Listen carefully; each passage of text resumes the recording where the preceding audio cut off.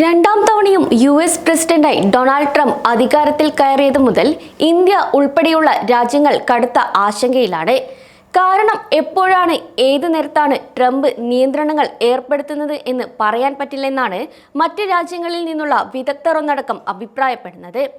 കൂട്ടനാടുകടത്തൽ, tariff വർധന, പുതിയ നിയമം തുടങ്ങി അധികാരത്തിൽ കയറി 100 ഓർഡറുകളിൽ ഒപ്പുവെച്ചതു മുതൽ അപ്രതീക്ഷിതമായ ചില ഭീഷണികളാണ് മറ്റ് രാജ്യങ്ങൾക്ക് നേരെ ഉയരുന്നത്.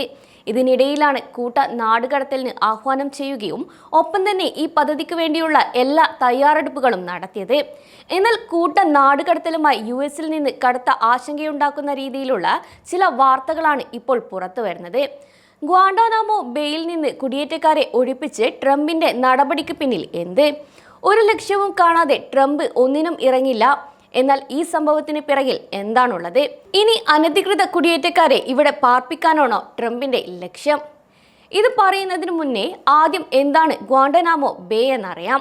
ക്യൂബയുടെ തെക്ക് കിഴക്കൻ അതിർത്തിയിലുള്ള ഗ്വാണ്ടാനാമോ എന്ന സ്ഥലത്ത് സ്ഥിതി ചെയ്യുന്ന അമേരിക്കയുടെ കീഴിലുള്ള ഒരു തടവറയാണ് ഗ്വാണ്ടാനാമോ ബേ തടവറ. കൂടാതെ ക്യൂബയിലെ അമേരിക്കൻ നാവിക താവളം കൂടിയാണിത്.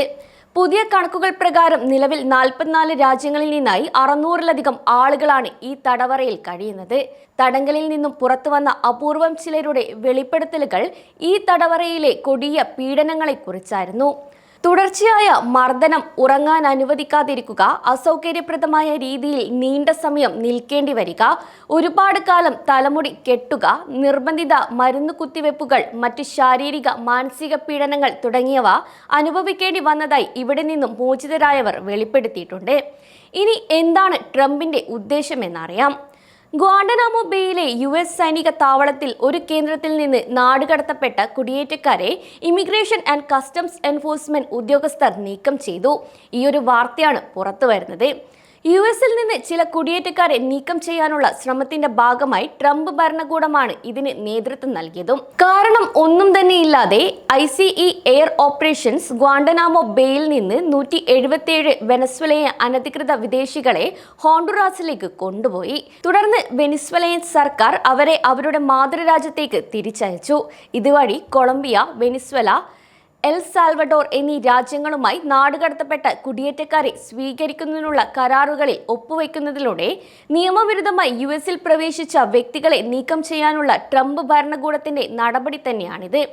കൂടാതെ ഗ്വാണ്ടാനാമോ ബേയിൽ 30,000 പേരുടെ കുടിയേറ്റ കേന്ദ്രമൊരുക്കാൻ പ്രതിരോധ വകുപ്പിനും ഹോംലാൻഡ് സെക്യൂരിറ്റി വകുപ്പിനും നിർദ്ദേശം നൽകുന്ന ഒരു മെമ്മോയിൽ കഴിഞ്ഞ മാസം ട്രംപ് ഒപ്പുവെച്ചിരുന്നു.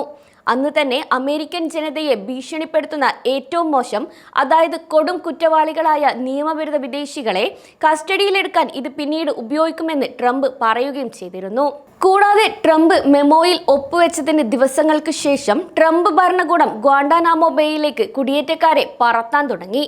ഒപ്പം തന്നെ നിർദ്ദേശം ലഭിച്ച് ഒരാഴ്ചയ്ക്കുള്ളിൽ ഉയർന്ന ഭീഷണിയുള്ള 10 കുടിയേറ്റക്കാരെ പറത്തിയതായി പെന്റഗൺ അറിയിക്കുകയും ചെയ്തു. കൂടാതെ ഇതിന് കൂട്ടുനിന്ന അടിസ്ഥാന സൗകര്യങ്ങൾ ഒരുക്കാൻ പ്രതിരോധ വകുപ്പും ആഭ്യന്തര സുരക്ഷാ ഉദ്യോഗസ്ഥരും പിന്നണിയിൽ പ്രവർത്തിക്കുകയും ചെയ്തു. ജയിലിൽ എത്ര പേരെ തടവിലാക്കിയിട്ടുണ്ടെന്ന് കൃത്യമായി ജഡ്ജിയോട് പറഞ്ഞതിന് മണിക്കൂറുകൾക്ക് ശേഷമാണ് ക്രിമിനൽ റെക്കോർഡുകൾ കുറവോ അല്ലെങ്കിൽ ക്രിമിനൽ രേഖകളോ ഇല്ലാത്ത കുടിയേറ്റക്കാരെ ട്രംപിന്റെ ഭരണകൂടം മുഴുവൻ ജയിലിൽ നിന്ന് ഒഴിപ്പിച്ചത്. എന്നാൽ ഇതിനു പിറകിൽ യുഎസിൽ നിന്ന് നാടുകടത്തപ്പെടുന്ന അനധികൃത കുടിയേറ്റക്കാരെ ആ തടവറയിലേക്ക് നീക്കാനാണ് ട്രംപ് ലക്ഷ്യമിടുന്നത്. അതുകൊണ്ട് തന്നെ അനധികൃത കുടിയേറ്റക്കാരെ ഗ്വാണ്ടാനാമോ ജയിലുകളിലേക്ക് അയക്കാനുള്ള ട്രംപിന്റെ നീക്കത്തിൽ ഇന്ത്യക്കും കടുത്ത ആശങ്കയുണ്ട്.